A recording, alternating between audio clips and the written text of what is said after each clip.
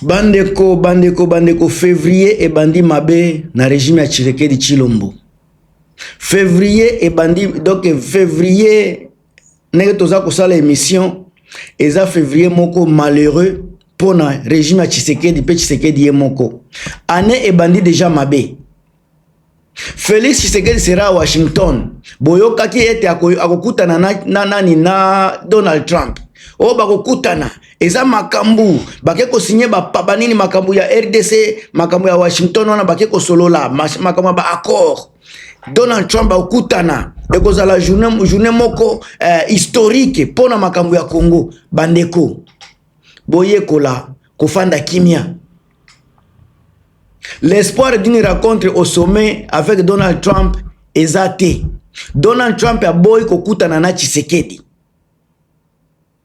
Une rencontre tant attendue par Tshisekedi, annoncée par certains cercles naïe, mais qui n'aura finalement jamais lieu. À la place batindeli Marco Rubio. Alors, et comme une réunion moko technique, et comme une réunion ba discours, et beaucoup de silence. Pourquoi Donald Trump a boy kokutana na Tshisekedi? Malgré makelele abatu bazako loba ngana yeba na bisaki binonyo nini nyoso bokutana na communication ya Tshisekedi bosala ka le contraire de réalité kobima bango balobi Donald Trump akokutana na Tshisekedi bosala contraire nango parce que jamais Maison Blanche basalaki annonce ya bongo mais côté na biso régime ya Tshilombo bango bazo sala annonce lukuta sur lukuta. Alors déplacement ya Tshisekedi ezako présenté comme stratégie. Ezako soulever aujourd'hui question moko très centrale. Alors question eza nini?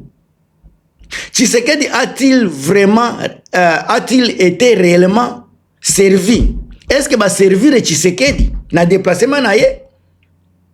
Est-ce que ça satisfait? Biloko kendeki kosala kuna akutani nango ou bien akutani na elo na makamu mususu. Yango nde tozolobela na kati ya émission oyo. Nazako memela bino ba voyage oyo Tshisekedi azako lobela menga nazako qualifier ba voyage yango nul et puis ba voyage moko décevant. Un voyage au banini nakoloba symbole est manqué, il n'y a pas de symbole, voyage moko non symbolique. Le résultat est flou. Absence de Donald Trump na makambo n'est pas seulement eloko moko ya pamba. Car à diplomatie, encore une fois, avec le PO Nazako Yekola, à diplomatie, ce qui ne se fait pas parler, parfois, se fait, ça se fait en silence. Oyo bino bozolinga loba. Réponse à Donald Trump, ezako memela bino silence moko boye. Alors, manque ya confiance à Washington envers Tshisekedi, pona kumulakisa absence na bango, et un message moko politique très déguisé.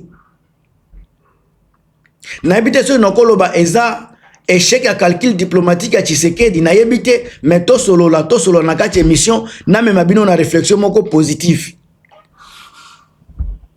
Ce qui était attendu par bato Tshisekedi na ba réalité o bakutani nango. Bayaki na lukuta ba memaki laki bino mais sika lelo bota la ba réalité na terrain obiso toza koloba toujours. Alors au départ ya déplacement Tshisekedi na Washington ezalaki persina likambo mususu ezalaki présenté comme opportunité majeure ya repositionnement ya RDC. Balobaki eza moment clé pour consolider partenariat ya RDC na États-Unis. Et surtout, l'espoir d'une rencontre directe avec Donald Trump. Eza eloko balobaki. Mais natango bakomi kuna, place na bazo sale la réunion yango, eza place moko présentation yango moko ezola kisake. Régime ya Tshisekedi a été saboté aux États-Unis. À part place wana kaka, bota la place bazo sale la réunion. Est-ce que président qui koya vraiment place wana, un président ya République? Alors, ils ont là déjà pas de rencontre avec Donald Trump. Aucun communiqué conjoint de haut niveau au Ebimaki au Bozoka que Trump va koyamba okutana na Tshisekedi. Aucun accord majeur annoncé publiquement. Aucun. Bon là kisanga accord ba kolobake major au baza kolobela kuna accord moko ya majeur. Ezate. Mais à la place quand même pona ko longola Tshisekedi soni po ebima nini ebima sabotage public était batindeli Marco Rubio. Beloko bakomi ko sala kuna ekomi ba réunion technique o ba oki ko sala pe na kini. Yangone bazo sala kuna. Ba échange sa portée symbolique forte. Alors que question moko za ko se poser encore une fois naza ko tuna na bino bande konangai bo répondre na ngata na commentaire. Soki boza na réponse na question naza ko tuna bino bo répondre nga na commentaire. Est question na yangoyo. Fallait-il vraiment se déplacer sans garantie politique au sommet? Est-ce que vraiment c'était nécessaire Tshisekedi akende kuna? Azana ba ministre affaires étrangères, azana ba ministre so bango tout bazawana o bazana bakoki ko sala makambo wana. Est-ce que c'était nécessaire Tshisekedi azala kuna? Des questions naza ko tuna bino bande ko bozola na ngai bo tielanga commentaire na question wana. Alors absence ya Donald Trump, est-ce que c'est un détail ou bien un message? Message nini Donald Trump aza ko tinda na absence na ye na biloko Tshisekedi wana. Alors, dans la diplomatie, absence est parfois plus éloquent que la présence. Absence est ekoloba mingi koleka présence ya nani ya Donald Trump na kati ya sale wana. Alors, pourquoi absence est comme ko poser problème? Soki silence peut ekoloba pe mingi. Pourquoi soki présence est koloba mingi. Pourquoi absence est comme ko poser problème? Absence ya Donald Trump na biloko Tshisekedi est comme ko poser problème. Il faut boyer balikamboyo. À chaque fois que Donald Trump alingi ko envoyer un message ayambaka batu. Soki Donald Trump alingi ko envoyer un message quelconque ayambaka batu. Bota la tangu azoyamba ba ministre des affaires étrangères ayambi Tshisekedi na Paul Kagame. Eza message o azalaki ko lancer. Alors Donald Trump a dit ko utiliser la symbolique ya rencontre. Rencontre na ye faut la symbolique, il faut na quelque chose. Lorsque le chef d'État a ko se déplacer sans être reçu et ko se traduire na makambo ebele. Ezako se traduit na makambo ebele parce que Rubio ayambaki Tshisekedi te. Rubio ayende na rencontre ya Tshisekedi mais ayambaki Tshisekedi te. A recevoir ki Tshisekedi te mais akeko kutana na Tshisekedi. Ozomona na différence eza wana. Alors o ezako lakisa ke manque de priorité na makambo oyo. Tangu bazako yamba Tshisekedi te eza ko déduire que azana manque ya priorité. Wana eza priorité na yete. Bazako lakisa réserve moko politique. Bazako considérer présence na ye eza considéré penza te kuna.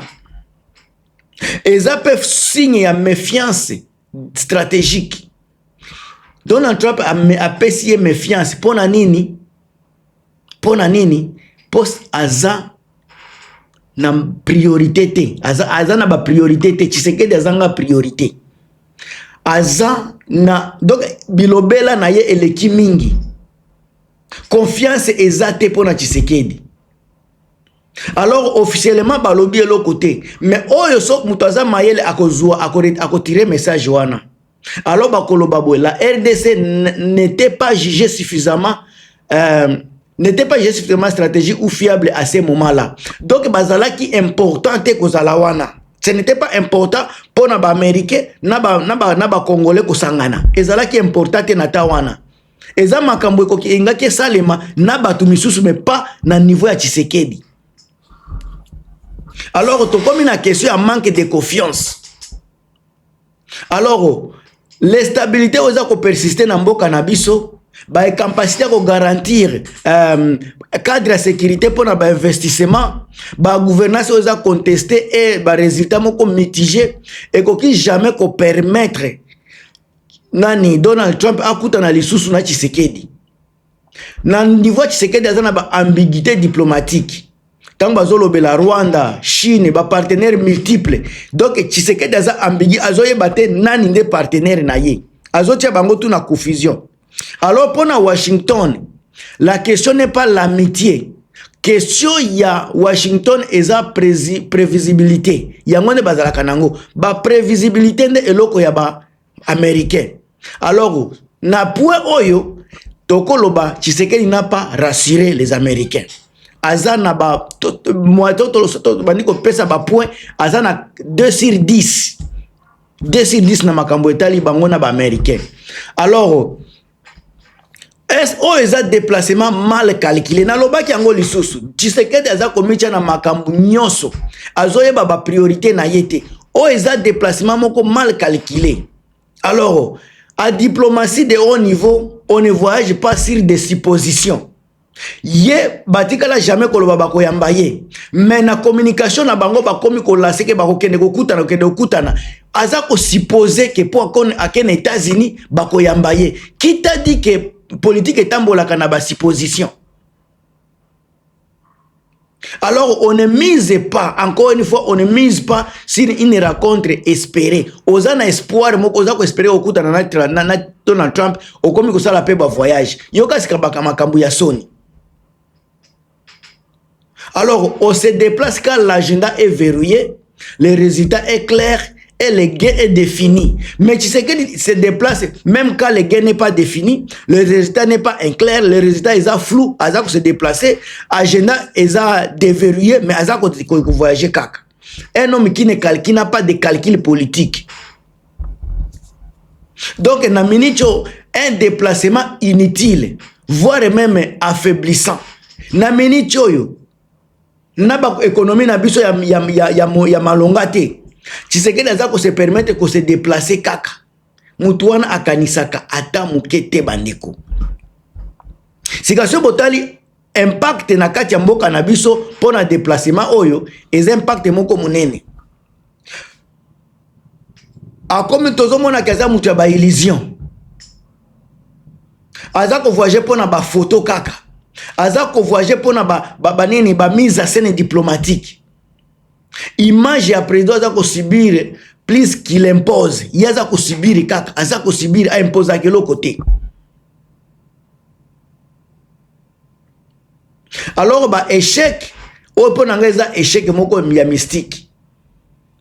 A comme un déficit d'influence réelle, Tshisekedi. Une diplomatie trop dépendante du symbolique.